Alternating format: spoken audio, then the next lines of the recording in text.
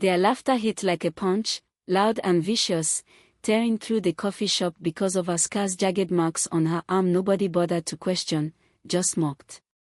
They saw a quiet woman with damaged skin, an easy target, but picking on the wrong person in front of a crowd can turn your world upside down, and what happened next didn't just shock them, it flipped the whole town's story. Let me take you there. I'm Jake, a regular at Brewster's Brew in small-town Indiana, where folks sip overpriced coffee and swap gossip.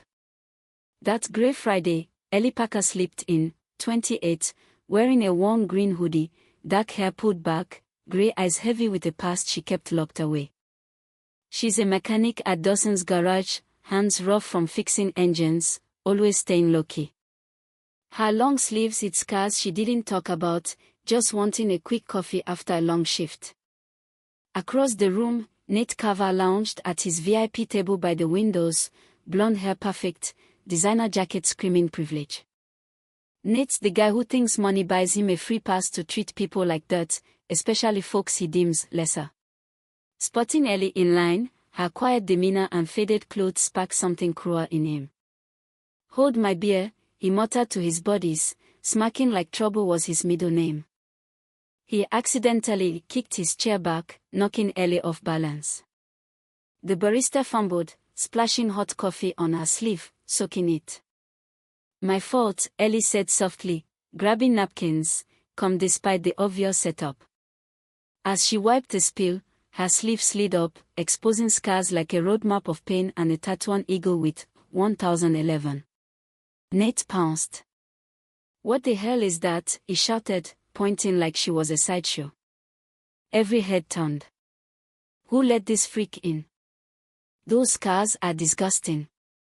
His voice dripped with venom, feeding off the crowd's silence. Ellie pulled her sleeve down, face flushed, but Nate blocked her. "You're killing the vibe," he sneered. "This place is for class, not whatever you are." Nobody said a word, just watched her take it.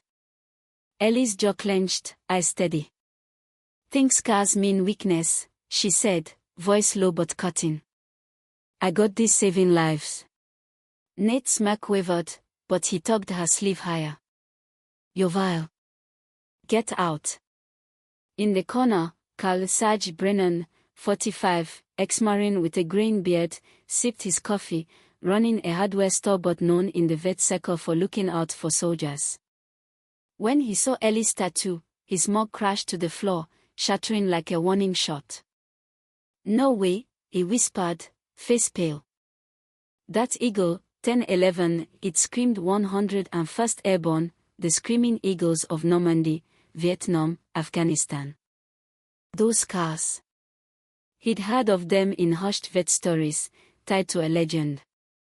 Nate strutted out, laughing with his crew, clueless of the fire he'd lit. Ellie stood alone, sleeve down, her quiet life in pieces. Sarge approached, boots heavy, hands up like coming a storm. "Ma'am, Carl Brennan, former Marine," he said, voice steady. "That's a 101st tattoo. I know what it stands for." Ellie backed up, eyes sharp. "What do you want?" "To gawk." Another hit. Sarge shook his head. "I'm not that jerk. Those aren't accident scars, combat wounds, right?" Ellie gripped a chair, knuckles white. "I don't talk about it," she snapped. Sarge, gentle but firm, pushed. "Base Delta, August 2019. Ellie froze, shaking. "How do you know Delta?" she whispered, and suddenly she was there, sound scorching her boots, a bomb ticking, her radio call, then silence, carrying 70 pounds of death to save her squad, metal shredding her arm as it blew. Sarge's voice softened. "I lost friends at Delta. You're why I'm here." Ellie sank down, tears breaking through. "It's me," she choked. "But don't tell anyone, I just want peace." Nate, high on his cruelty, posted the video online, met a freak at Brewster's. "Who lets monsters in?" It exploded, thousands of shares splitting the town. Some praised Nate's truth, others called him a bully. Saturday, Ellie saw it at work, through her coworker's phone, and crumpled in the break room, gasping, lost in smoke and screams from Afghanistan. Old Dawson, her boss, found her shaking. "Who's this punk trashing you, Ellie?" he asked, voice warm like family. She couldn't speak, trapped in memories.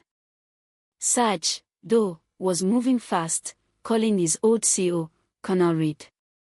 "Confirm a soldier Ellie Parker, 101st, Base Delta, 2019. Reed hesitated. "You sure, Sarge?" "She's Medal of Honor.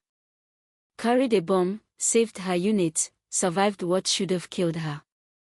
Bronze Star, Purple Heart, refused all fame." Sarge's hands trembled. Ellie was a hero hiding in plain sight, and Nate had made her pain a spectacle. Here's the twist: Ellie's old squadmate, Tara, now a local cop, saw the video and joined Sarge's cause. She'd been at Delta, knew Ellie's sacrifice, and brought proof a photo of their unit, Ellie front and center, smiling before the scars. Sarge called 40 vets to the VFW hall Sunday, sharing Ellie's story. "A Medal of Honor hero's being mocked by a rich kid who's never faced a real fight," he said. The room erupted.